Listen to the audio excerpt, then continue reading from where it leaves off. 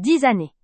10 années volées à ma propre vie, offertes sans compter à l'ombre des murs froids de la demeure de mon oncle Charles. Charles était un homme riche, mais surtout un homme brisé par la maladie. Il avait besoin d'une présence constante, d'une infirmière, d'une confidente, d'une gardienne. Et c'est moi, Eliane, sa nièce, qui ai répondu à l'appel. J'ai renoncé à ma carrière, à mes amis, à toute perspective d'une vie personnelle pour son confort. Un dévouement sincère, alimenté par l'amour que je portais à cet homme, qui m'avait tant soutenu enfant.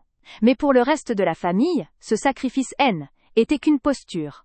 Ils me voyaient comme la chasseuse d'héritage, la bonne opportuniste, qui attendait patiemment son dû. Leur mépris silencieux était un poison lent, quotidien, que j'avalais pour préserver la paix de Charles. La réunion se tenait dans le grand salon. Un lieu trop vaste, trop solennel, où les portraits de famille nous observaient avec un jugement muet. La douzaine de neveux et nièces présents arboraient tous le même air contrit, une hypocrisie glaciale qui me donnait la nausée. Ils pleuraient la fortune de Charles bien plus que sa personne. Mon frère, Philippe, était là aussi, le visage fermé, incapable, comme toujours, de prendre position ou de me témoigner le moindre soutien. Il symbolisait l'indifférence familiale qui avait fait de moi une paria dévouée. Maître Dubois, le notaire à la voix monocorde et au costume impeccable, prit place devant une table massive en chêne. Le silence tomba, lourd, seulement troublé par le crépitement lointain du feu de cheminée, bien que nous fussions en mai. Le moment de vérité était arrivé. J'avais beau me préparer au pire, j'espérais secrètement que Charles, dans ses dernières volontés écrites, aurait enfin reconnu la valeur de mon sacrifice, la profondeur de mon engagement. Il m'avait promis, en de rares moments de lucidité, que je serais à l'abri, que mon avenir serait sécurisé. Maître Dubois commença par les legs mineurs, puis il aborda la répartition des actifs principaux. L'atmosphère se fit électrique. La fortune était colossale, et chaque membre de la famille tendait l'oreille, les yeux brillants d'une cupidité à peine masquée. Les neveux éloignés reçurent des parts substantielles. Puis vint mon nom. Maître Dubois annonça, avec une neutralité déconcertante, qu'au caca, Eliane recevait une somme dérisoire, à peine de quoi couvrir mes frais de ces 10 dernières années, et l'usufruit d'un petit appartement de campagne, inhabitable en l'aile, état. Le choc fut physique. Mon corps se figea, le souffle coupé. Ce haine était pas seulement le manque d'argent, si, était le déni total de tout ce que j'avais été pour Charles. C, était la confirmation que, même dans la mort, la famille avait réussi à me réduire à rien. Une amertume brûlante me monta à la gorge. Je sentis les regards de pitié moqueuse se poser sur moi. Et c'est là qu'Émilie frappa. Émilie, la nièce cupide, ma propre nièce, fille de Philippe. Elle était ambitieuse, sournoise, et Nice était toujours positionnée comme la favorite, malgré son absence totale durant les moments difficiles de Charles. Elle attendait ce moment. Elle se redressa, la seule à oser rompre le silence du notaire, son visage pâle, affichant une indignation théâtrale. « Maître Dubois, dit-elle, sa voix claire et perçante portant dans tout le salon, je vois que l'oncle Charles a au moins eu la décence de rectifier le tir. » Mon cœur rata un battement. Je savais ce qui venait. C, était le coup de grâce, l'attaque frontale que je redoutais depuis des années. Émilie me fixa, ses yeux durs comme des pierres. « Eliane, après avoir abusé de sa gentillesse et de sa dépendance pendant toutes ces années, en le coupant de nous, vous n'aurez pas réussi à mettre la main sur la fortune familiale. Vous l'avez exploité jusqu'à nez, à son dernier souffle, mais la justice, elle, vous a rattrapé. » La violence de l'accusation me frappa de plein fouet. Elle m'a humiliée. Non seulement elle confirmait les chuchotements méprisants, mais elle transformait mon dévouement en une accusation de manipulation et d'exploitation d'un homme vulnérable. La salle se remplit instantanément d'un bourdonnement d'horreur feinte et de satisfaction non dissimulée. Mon visage s'embrasa sous l'effet de la honte et de la colère. J'entendis clairement les chuchotements. « Abus de faiblesse ?» Je le savais, cette femme n'a jamais été sincère. Je cherchais mon frère Philippe. Il était assis, le corps affaissé, regardant ses chaussures. Il n'a pas levé les yeux, il n'a pas prononcé un mot pour me défendre. Sa lâcheté me poignarda plus que les mots d'Émilie. J'y étais seule, jugée, condamnée publiquement par ma propre famille. 10 ans de ma vie réduits à l'île, étiquette infamante de profiteuse. La douleur était immense, l'accumulation de toutes les humiliations silencieuses, enfin, explosant en plein jour. J'avais l'impression que le grand salon tournait autour de moi. Je devrais pleurer, m'effondrer, m'enfuir. C'est, était ce qu'Émilie attendait. C'est, était ce que la famille attendait pour pouvoir enfin m'effacer de leur histoire collective, me reléguant au rôle de la parente honteuse. Mais au lieu de céder, une froideur inattendue s'installa en moi. Les larmes se retinrent, remplacées par une détermination d'acier. Je ne pouvais pas accepter cela. Je ne pouvais pas les laisser détruire mon honneur alors que j'avais la preuve absolue de leur propre malhonnêteté. Je me souvenais parfaitement de la nuit où j'avais trouvé la vérité. Était 3 semaines après le décès de Charles. Je rangeais son bureau, rempli de paperasses, lorsqu'une vieille dictaphone oubliée sous une pile de livres avait attiré mon attention. Charles l'utilisait parfois pour se souvenir de ses idées. Par curiosité, je l'avais allumé. L'enregistrement N était pas de Charles. C était celui d'Émilie. Elle ne savait pas que le dictaphone était resté allumé lors d'une de ses visites de courtoisie forcée. Dans cette bande audio que j'avais précieusement conservée en secret, Émilie parlait à son père, Philippe, sans savoir qu'elle était enregistrée. Elle expliquait clairement comment elle avait réussi à convaincre Charles, dans un de ses moments les plus faibles et confus, de signer des documents financiers complexes qui réorganisaient ses actifs, minimisant ainsi la part testamentaire initialement promise à la personne qui s'occupait le plus de lui. Elle parlait de sécuriser l'héritage Videt et de contourner les attentes Eliane la Sensu-Cavis. La fraude. L'abus de faiblesse, c'est ce qui était-elle, Émilie, qui l'avait commis. Sécuriser l'héritage était elle qui avait manipulé Charles. Écuriser l'héritage était cette même Émilie qui venait de m'accuser devant tout le monde. L'hypocrisie était si épaisse que j'avais failli en vomir. À ce moment précis, assise là, sous le poids de son humiliation publique, je compris que mon arme secrète N n'était pas destinée à la négociation privée. Elle était destinée à la destruction publique. Je ne pouvais plus reculer. Si je restais silencieuse, j'acceptais leur version de l'histoire. Je laissais Émilie gagner. Je sortis lentement de mon sac à main la petite enveloppe Kraft. À l'intérieur, non pas le dictaphone lui-même, trop fragile et ancien, mais une petite clé USB contenant la copie numérique de l'enregistrement. Je l'avais fait transférer le jour même où je l'avais découvert, sachant intuitivement qu'il me faudrait une preuve portable et incontestable. Maître Dubois, visiblement mal à l'aise par l'éclat d'Émilie, tentait de reprendre le fil de la lecture. Si personne n'a d'autre? Je me levai, un mouvement lent, délibéré, qui capta l'attention de toute l'assemblée. Mon corps tremblait encore, mais ma voix, étonnamment, était ferme. Maître Dubois, dis-je, m'adressant à lui sans regarder Émilie. Ma voix était un murmure tranchant dans le grand silence qui était reformé. Le notaire, surpris, leva les yeux vers moi. Oui, madame Eliane? J'ai une question. Une seule. Elle concerne directement l'intégrité de ce testament. Émilie, qui se rengorgeait de sa victoire, me regarda avec un sourire condescendant. Elle pensait que j'allais protester contre ma maigre part, ce qui ne ferait que renforcer son image de profiteuse insatisfaite. « Quelle question, Eliane ?» demanda Philippe mon frère, avec une lassitude teintée d'agacement. Il voulait juste que cette mascarade se termine. Je m'avançai vers la table du notaire. La clé USB, lourde de vérité, était serrée dans ma paume. J'ai passé 10 ans de ma vie à prendre soin de Charles. 10 ans de dévouement que ma nièce Émilie vient de qualifier d'abus de faiblesse et d'exploitation, commençai-je, ma voix gagnant en assurance. Mais Émilie ne savait pas qu'en secret, j'avais une autre lecture de l'abus. Un abus qui a eu lieu sur Charles, oui, mais dont l'auteur n'est pas celle que l'on croit. Le sourire d'Émilie vacilla légèrement, remplacé par une expression de confusion inquiète. Maître Dubois, là continuai-je, ignorant les chuchotements qui reprenaient de plus belle, j'aimerais savoir si vous disposez d'un système d'amplification sonore, ou si vous avez accès à une enceinte ici, dans le salon. Car j'ai en ma possession un enregistrement. Un enregistrement que je dois révéler à cette assemblée. Un enregistrement qui explique très clairement pourquoi les dernières volontés de Charles ont été déformées et pourquoi ma part est si ridiculement faible. L'atmosphère changea brutalement. Ce N était plus le deuil contrit, était la suspicion pure. Les têtes se tournèrent vers Émilie. Maître Dubois, homme de loi et de procédure, retrouva son calme. Madame Eliane, si vous détenez une preuve de manipulation ou de fraude, elle doit être communiquée immédiatement. Bien sûr, nous avons un système ici pour les présentations. Il fit signe à un assistant qui s'empressa d'apporter une petite enceinte Bluetooth discrète et un écran d'appoint pour y connecter un ordinateur portable. Émilie, comprenant soudain le danger, tenta d'intervenir, son visage devenant livide. Non, ceci est ridicule. Eliane essaye de faire un coup de théâtre pour compenser son échec. Vous ne pouvez pas écouter une bande audio sortie de nulle part. C'est une intrusion dans la vie privée, cria-t-elle, ses mains moites s'agitant en l'air. Au contraire, mademoiselle Émilie, rétorqua Maître Dubois, d'un ton froid. Si madame Eliane prétend que cette preuve affecte la validité du testament, j'ai l'obligation professionnelle d'y jeter la lumière. La légalité prime. Je me tins droite, les yeux rivés sur Émilie. Elle ne me faisait plus peur. La colère et la décence m'avaient donné une force que je n'avais jamais eue. Je tendis la clé USB au notaire. Maître Dubois, je vous en prie. Écoutez le fichier nommé « Vérité, Ayou ». Le notaire inséra la clé. Il y eut quelques secondes de silence tendu tandis qu'il naviguait dans les dossiers. Chaque bruit de la souris, chaque clic du clavier résonnait dans le salon. Émilie était pétrifiée. Son père, Philippe, la regardait avec une expression de panique sourde. Il ne comprenait pas, mais il sentait le danger imminent planer sur sa fille. Maître Dubois trouva le fichier. Il le lança, et le son amplifié remplit l'espace, capturant l'attention de la douzaine de personnes. La première voix que l'on entendit était celle d'Émilie, basse et chuchotée, mais parfaitement audible grâce à l'amplification.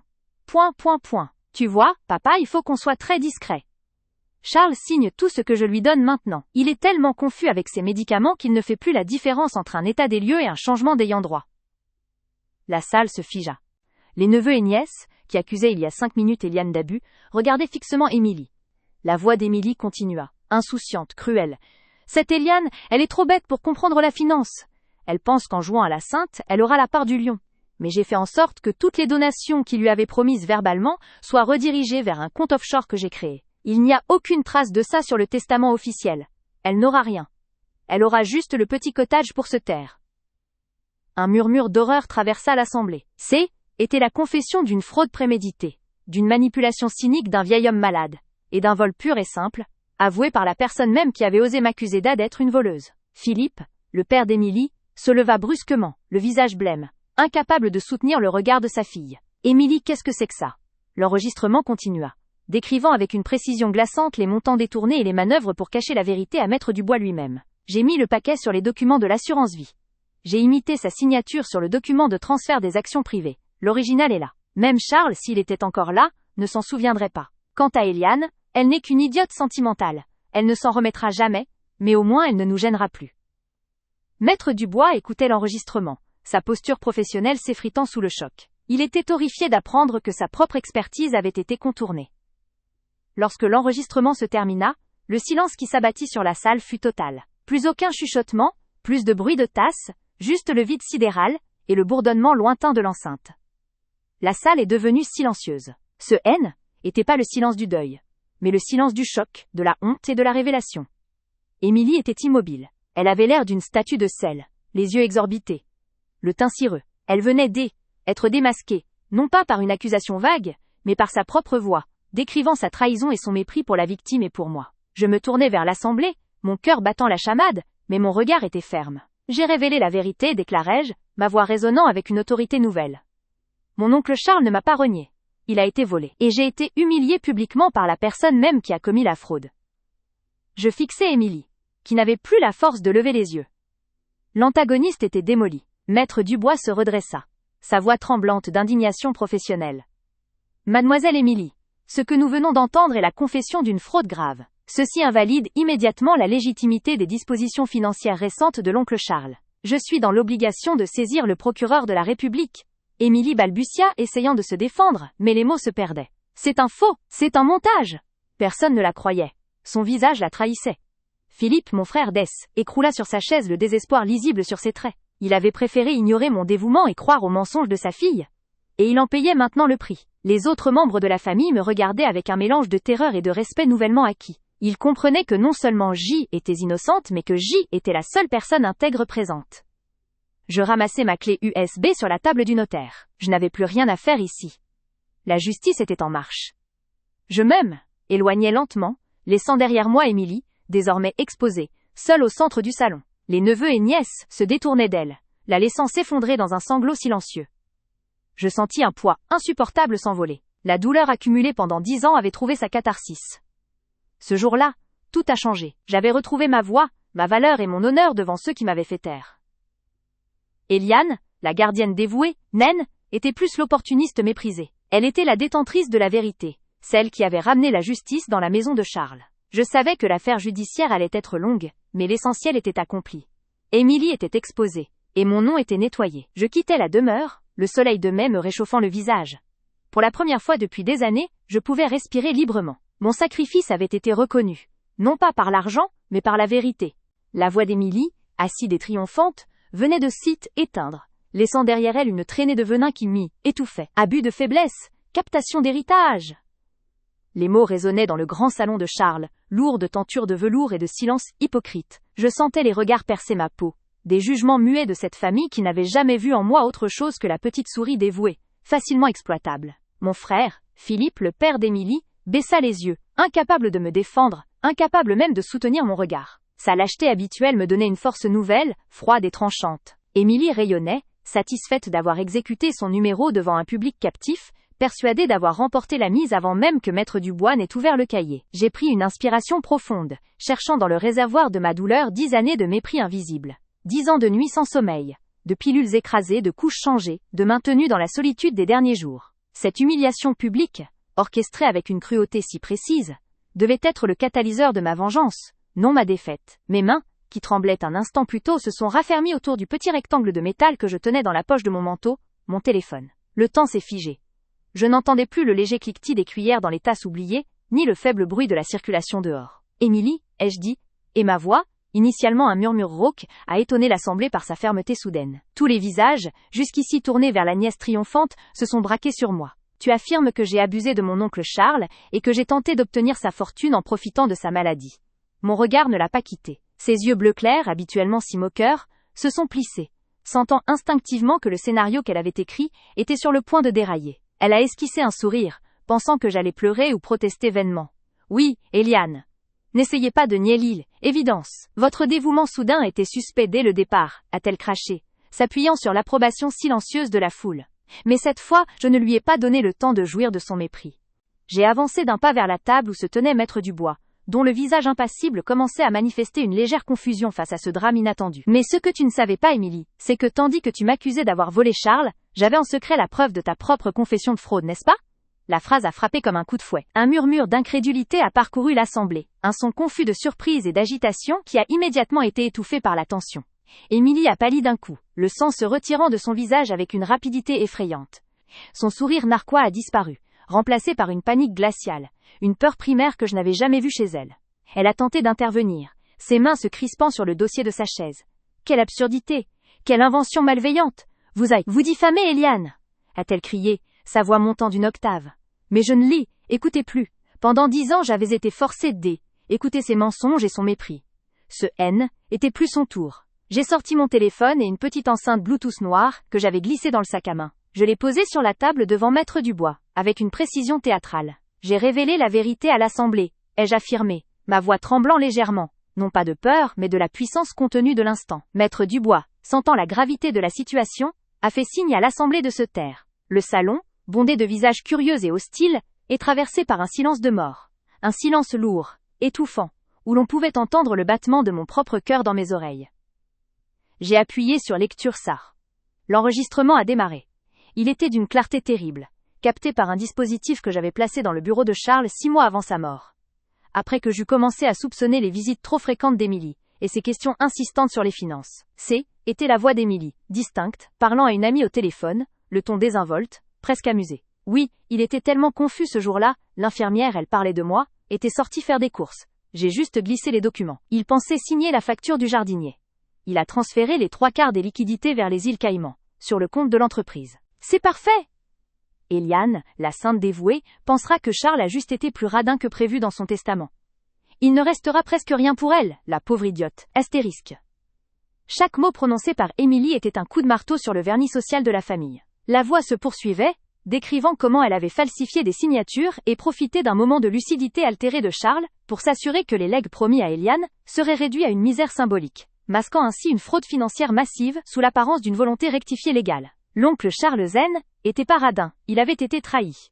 Le son de la voix d'Émilie confessant la fraude s'est éteint brusquement. La petite enceinte est restée silencieuse. L'effet fut immédiat et absolu, la salle est devenue silencieuse. Était un silence lourd, écrasant, un silence de honte et de choc. Ce N était plus le silence de l'attente, mais le vide assourdissant qui suit une explosion. Les regards qui m'avaient transpercé de mépris quelques minutes auparavant se sont retournés et se sont fixés sur Émilie. Elle n'était plus la nièce élégante et ambitieuse. Elle était l'agresseur exposé. Le visage d'Émilie était une peinture de fureur contenue et de défaite totale. Ses joues étaient cramoisies, et ses lèvres tremblaient de rage. Elle ressemblait à un animal acculé, piégé par sa propre arrogance. Mon frère Philippe, lui, était un fantôme blafard, regardant sa fille comme si elle était une étrangère. Sa faiblesse habituelle était transformée en une humiliation publique qu'il ne pourrait jamais effacer. Maître Dubois, dont le rôle était d'assurer la légalité, a été le premier à rompre l'immobilité. Sa voix était grave, professionnelle, mais teintée d'une sidération palpable. Mademoiselle Eliane, veuillez me fournir immédiatement ce fichier audio, ainsi que toute information concernant le contexte de son enregistrement. Il a posé ses lunettes. Au vu de cette preuve, si l'authenticité est confirmée, la lecture du testament est suspendue avec effet immédiat. Il a continué, s'adressant à l'Assemblée avec une autorité retrouvée. Des poursuites pour fraude, escroquerie et captation d'héritage seront engagées dès demain matin. L'agresseur était non seulement exposé, mais légalement menacé. Émilie s'est levée brusquement, renversant presque sa chaise. Elle a hurlé. « C'est un montage! C'est une contrefaçon pour voler l'héritage !» Elle a pointé du doigt Maître Dubois. Vous ne pouvez pas me faire ça. Puis elle s'est tournée vers moi, les yeux remplis de haine pure. C'est vous qui avez manipulé Charles, Eliane. Mais ses cris étaient vains. Personne ne écoutait réellement. Elle était démasquée, isolée, ses paroles de défense-haine étant que les derniers spasmes d'une vérité morte. Les membres de la famille, qui l'avaient applaudi en secret pour son ambition, se sont maintenant éloignés, ne voulant pas être associés à son scandale imminent. Un sentiment de légèreté incroyable m'a envahi. Ce haine n'était pas la victoire financière qui m'apportait cette paix, mais la justice enfin rendue. Pendant 10 ans j'avais porté le poids de mon sacrifice sans reconnaissance, acceptant être la cible du mépris familial. Aujourd'hui, la vérité avait parlé pour moi. Je n'étais pas une profiteuse. Je étais celle qui avait rétabli l'honneur de Charles et démasqué la véritable prédatrice. J'ai donné mon téléphone et le fichier audio à Maître Dubois, puis je me suis redressée. Je n'ai pas eu besoin de dire un autre mot. J'ai regardé Émilie une dernière fois, sans haine, juste avec la sérénité d'avoir gagné. Elle a essayé de m'intercepter, mais son propre père, Philippe, visiblement honteux, l'a retenue par le bras. Ce jour-là, tout a changé. J'ai tourné le dos à la salle, laissant derrière moi le chaos, le silence brisé, et les murmures horrifiés de ma famille forcée d'affronter sa propre hypocrisie. J'ai franchi le seuil du salon, la tête haute. J'avais repris ma voix, ma dignité et mon honneur. La fortune de Charles N était plus qu'un détail. La vraie richesse était cette liberté inattendue. Je n'y étais plus l'ombre dévouée, mais Eliane, la gardienne qui avait enfin obtenu justice. Le soleil de l'après-midi, froid et clair, m'a accueilli sur le perron, m'ouvrant la voie vers une vie nouvelle, nettoyée du poison familial.